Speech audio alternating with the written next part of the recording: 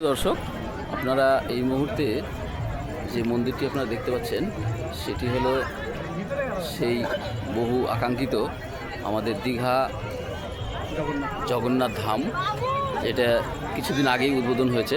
আপনারা হয়তো অনেকেই জেনেছেন সোশ্যাল মিডিয়ার মাধ্যমে বা এসেছেন, ঘুরেছেন। সত্যি সুন্দর বা অসাধারণ।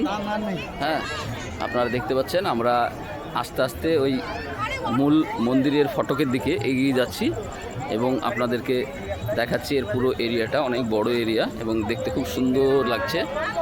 বহু পর্যটক দর্শনার্থী তারা এসেছেন ঘুরতে এবং জগন্নাথ দেবকে দেখতে। ধন্যবাদ। সুপ্রিয় দর্শক, আপনাদেরকে যেটা বললাম, দেখুন এবার আমরা অনেকটা কাছাকাছি চলে এসেছি মন্দিরের একদম পাশেই।